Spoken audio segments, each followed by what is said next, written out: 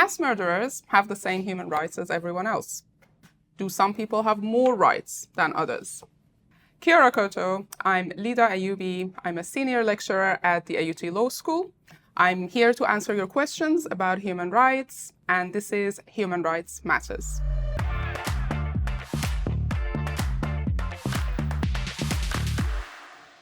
So the first question we have is everyone equal when it comes to human rights, and does everyone have them? So this is a great question, and technically the answer is yes.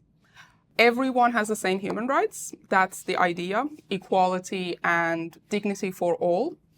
But equality doesn't mean treated the same.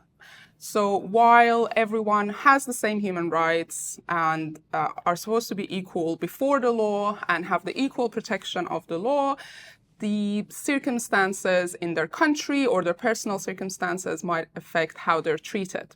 And remember as well, rights are not absolute. So governments can restrict them from time to time for different purposes, for safety or for public health, for example. Again, even though everyone has the same rights, their enjoyment of those rights and how rights are applied could look different based on your personal circumstances, your country, and unfortunately how committed your government is to treating everyone equally. The other question you might be wondering is, what exactly are human rights? And there are really two ways to answer this. One view is that human rights are natural rights, rights that we are all born with, and we have them inherently by virtue of being human beings, that these rights have always existed in some shape or form, and governments don't need to recognize them for them to exist. Another view is a bit more legalistic. It's the view that says rights only exist because governments have recognized them, they have written them down in constitution, laws, and so on. Either way, I think we could describe human rights as things we all need to live a good life. Things like liberty, equality, safety, privacy, family, education, food, work, so on and so forth. Now, the tricky part, though, is what counts as a good life could look very different depending on where you live and your culture. And that's why defining and applying human rights has always been a work in progress. So here's an interesting one. What is the United Nations Universal Declaration of Human Rights, and why was it written? So this is really more of a question about history and politics than law. The Universal Declaration of Human Rights, or the UDHR, as it's often referred to, is really a shared promise about what every person deserves for being a human being. It was adopted in 1948, but now every country in the world has endorsed it. When it was adopted, it was created to ensure that the atrocities of the two world wars, particularly World War II and the Holocaust, would never happen again. It was adopted by the countries who were members of the United Nations at the time, and it is the source and origin and the foundation of all the other human rights treaties that have been subsequently adopted. And I think it's safe to describe it as the cornerstone of modern human rights. So related to the last question, someone has written to ask, so if the declaration was written in 1948, does it ever get updated? Now, this is a great question, and the answer is both no and yes.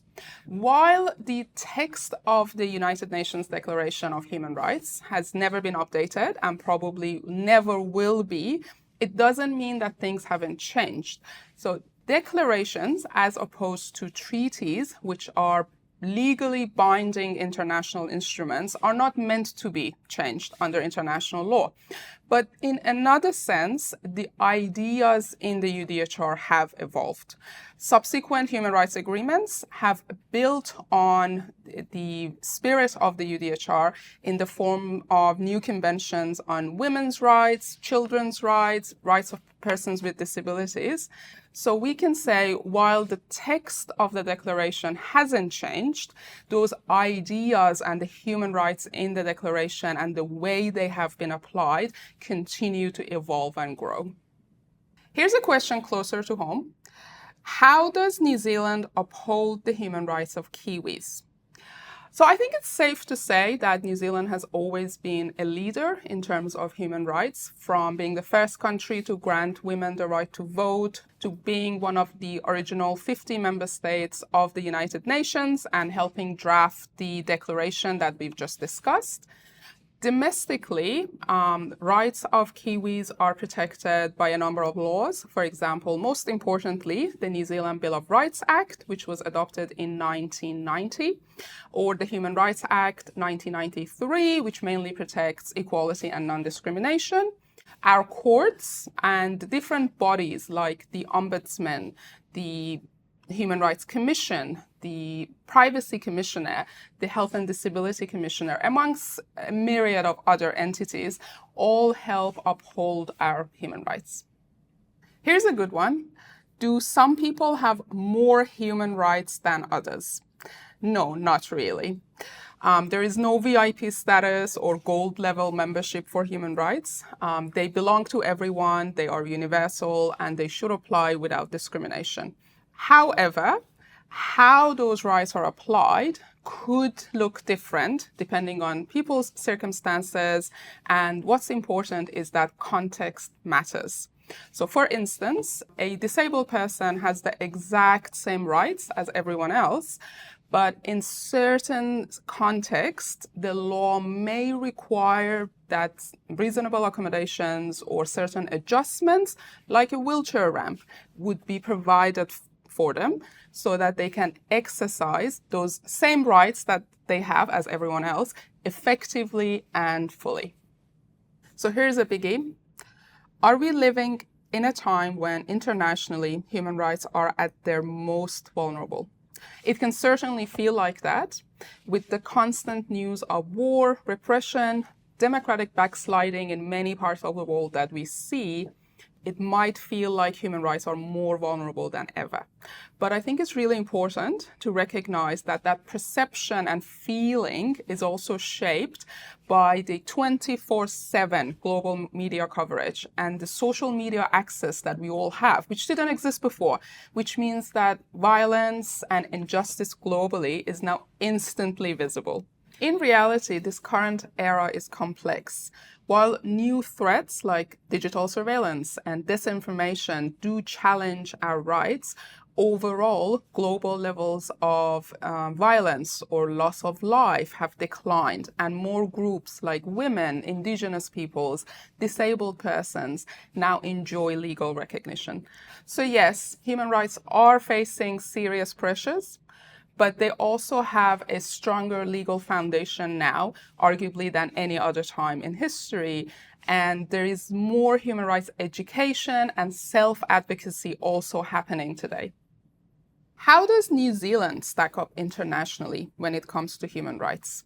So there are lots of different ways to measure this, but I think we can say that overall on criteria like transparency, democratic processes, fair elections, lack of corruption, and so on, New Zealand generally does quite well compared to other countries. Where we do still have work to do is in relation to socioeconomic and cultural rights around things like affordable housing or inclusive education.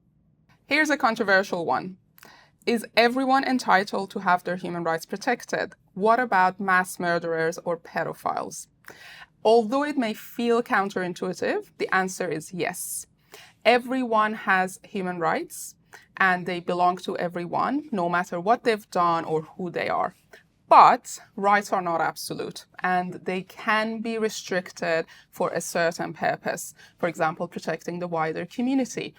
So, for instance, when someone is convicted of a serious crime, they might lose their right to liberty temporarily, but they retain basic rights like fair treatment, due process, dignity, and freedom from torture.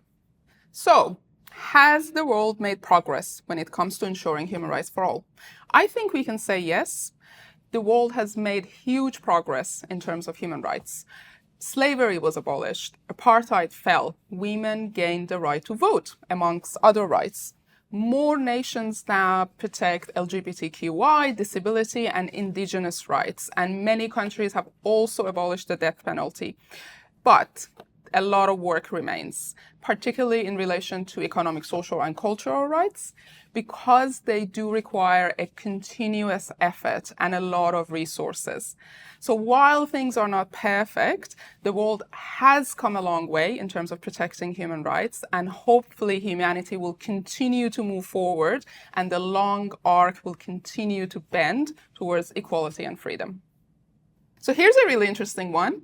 Could there be new human rights in the future? Absolutely. Human rights and their meaning evolve with the times. So as new tech like AI, data tracking, and brain chips transform our lives, new rights may emerge to protect our privacy, our identity, and even our thoughts. While past generations mostly fought for equality, the next fight might be for our rights online, in the outer space, and beyond. Thanks for all your questions. I hope the information I shared is useful. You can find more information in the show notes. Thanks for watching Human Rights Matters.